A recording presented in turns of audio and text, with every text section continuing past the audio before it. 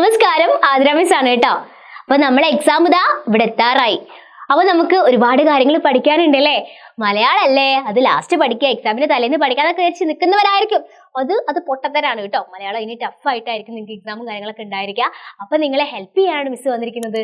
ഈ വീഡിയോ നിങ്ങൾ കണ്ടു കഴിഞ്ഞാൽ നിങ്ങൾക്ക് ഒരു കഥാപാത്ര നിരൂപണം എളുപ്പത്തിൽ സിമ്പിൾ ആയിട്ട് നിസ്സാരമായിട്ട് നിങ്ങൾക്ക് തയ്യാറാക്കുന്നതാണ്. അപ്പൊ മക്കളെ, എന്താണ് നിങ്ങൾ ആദ്യം ചെയ്യേണ്ടത്? എന്താണ്? പാഠഭാഗങ്ങളൊക്കെ നന്നായിട്ട് വായിച്ചു നോക്കുക. എന്നാലല്ലേ നമുക്ക് കഥാപാത്രങ്ങൾ ഏതൊക്കെ പാഠഭാഗത്തിൽ ഏതാണെന്ന് മനസ്സിലാക്കാൻ കഴിയുള്ളൂ. ആ കഥാപാത്രങ്ങളുടെ സവിശേഷതകൾ നമുക്ക് മനസ്സിലാക്കാൻ കഴിയുള്ളൂ. യെസ്. അപ്പോ കഥാപാത്ര നിരൂപണം. ചിത്രശലഭങ്ങൾ എന്ന നാടകത്തിലെ കേന്ദ്ര കഥാപാത്രമാണ് വൃദ്ധ. ഓർമ്മയുണ്ടോ നമ്മളുടെ ആ വൃദ്ധയെ? വൃദ്ധയുടെ എന്തെല്ലാം സവിശേഷതകളാണ് നിങ്ങളുടെ ശ്രദ്ധയിൽപ്പെട്ടത്? താഴെ കൊടുത്തിരിക്കുന്നവ ശ്രദ്ധിക്കൂ. രൂപം. ആ ഒരു വൃദ്ധയുടെ രൂപം എങ്ങനെയായിരുന്നോടാ? ചുക്കിച്ചുളിഞ്ഞ ശരീരം, കൂടിയുള്ള നടത്തം, കണ്ണ് ശരിക്കും കാണുന്നില്ല, ഇടറുന്ന ശബ്ദം. മക്കളെ, സ്വഭാവം എല്ലാവരോടുമുള്ള സ്നേഹം, മറ്റുള്ളവരെ രക്ഷിക്കാനുള്ള ശ്രമം, ധാരാളം ജീവിതാനുഭവങ്ങൾ, മാലാഖമാരോടുള്ള വാത്സല്യം. പെരുമാറ്റായിക്കോട്ടെ ശാന്തമായ സംഭാഷണം, സ്നേഹം വഴിക്കുന്ന പെരുമാറ്റം, മറ്റുള്ളവരോടുള്ള കാരുണ്യം, ഉപദേശിച്ചു നേർവഴി കാണിക്കുന്നു. ഇനിയിപ്പോ മറ്റു സവിശേഷതകളാണെങ്കിലോ, പ്രകൃതി തന്നെയാണ് വൃദ്ധ. അമാനുഷിക സിദ്ധികൾ.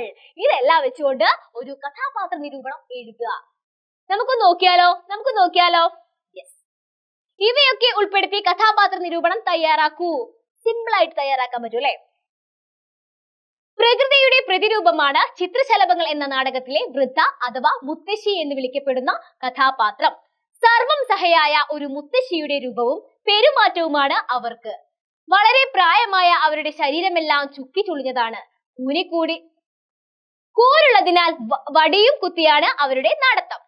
കാഴ്ചശക്തിയും കേൾവിശക്തിയും കുറവാണ്. കാടിനോടും കാടിന്റെ മക്കളോടും അടങ്ങാത്ത സ്നേഹം മുത്തശ്ശിക്കുണ്ടായിരുന്നു. അവരുടെ സംരക്ഷകയാണ് മുത്തശ്ശി.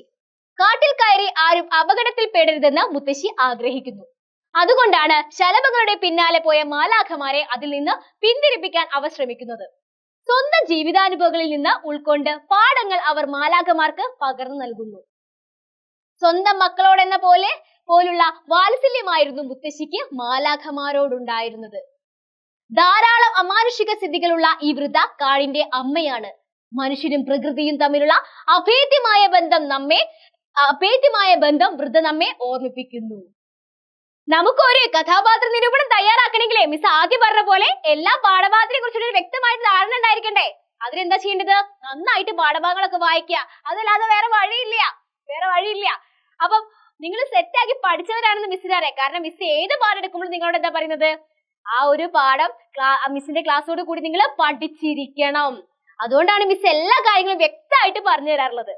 അപ്പൊ മക്കളെ, എന്തായാലും ഇന്നത്തെ വീഡിയോ നിങ്ങൾക്ക് ഉപകാരപ്രദമായി വിശ്വസിക്കുന്നു. വീഡിയോ ഇഷ്ടപ്പെട്ടാൽ ലൈക്ക് ചെയ്യുക, ഫ്രണ്ട്സിലേക്ക് ഷെയർ ചെയ്യുക. നമ്മുടെ ചാനൽ സബ്സ്ക്രൈബ് ചെയ്തിട്ടില്ല എന്നുണ്ടെങ്കിൽ സബ്സ്ക്രൈബ് ചെയ്യുക.